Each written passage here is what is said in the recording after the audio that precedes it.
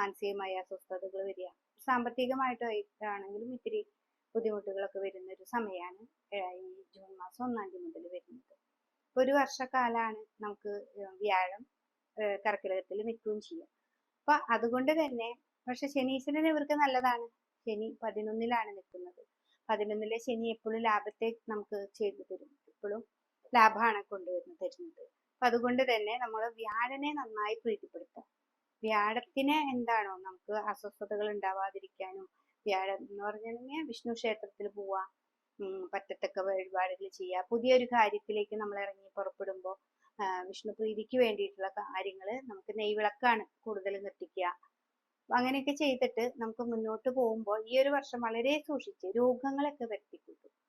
വ്യാഴം എപ്പോഴും രോഗങ്ങൾ ഉണ്ടാക്കും. അതും ടെൻഷനല്ലേ, അപ്പൊ എപ്പോഴും ഹൃദയ സംബന്ധമായിട്ടുള്ളതോ അല്ലെങ്കിൽ ഉദര സംബന്ധമായിട്ടോ അങ്ങനെയൊക്കെ ഉണ്ടാവാനും സാധ്യതകളുണ്ട്. അപ്പൊ നമ്മുടെ ഭക്ഷണ രീതികളൊക്കെ നന്നായിട്ട് ക്രമീകരിച്ച് നമുക്ക് രോഗങ്ങളെയൊക്കെ ഒന്ന് കുറച്ച് നന്നായിട്ട് ശനിയെ പ്രാർത്ഥിച്ച് പോയി കഴിഞ്ഞാൽ ഈ ഒരു വർഷം നമുക്ക് ഏറ്റവും നന്നായിട്ട് തന്നെ പോകാൻ പറ്റും.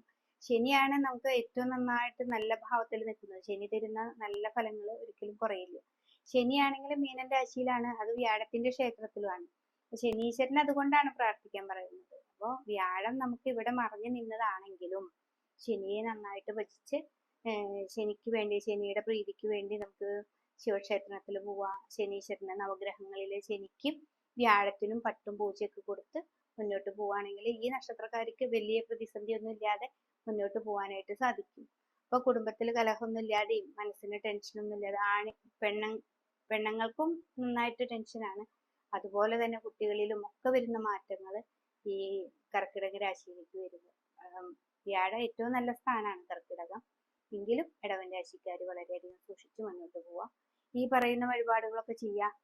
കർമ്മത്തിൽ വളരെയധികം ശ്രദ്ധിക്കുക. വരുന്ന സാമ്പത്തിക ഇടപാടുകളൊക്കെ ഒന്ന് നന്നായിട്ട് ഇരുന്ന് ചിന്തിച്ച്, അതായത് ഒരു പ്രാവശ്യത്തിന് പെട്ടെന്നൊരു മറുപടി പറയാതെ നമ്മൾ 2 ദിവസം ഇരുന്ന് ചിന്തിച്ച് വീട്ടുകാരോടൊക്കെ ഒന്ന് ആലോചിച്ച് മുന്നോട്ട് പോവുകയാണെങ്കിൽ നമുക്ക് ഈ ഒരു പ്രാവശ്യം ഒരു പ്രതിസന്ധികളില്ലാതെ മുന്നോട്ട് പോകാനായിട്ട് സാധിക്കും.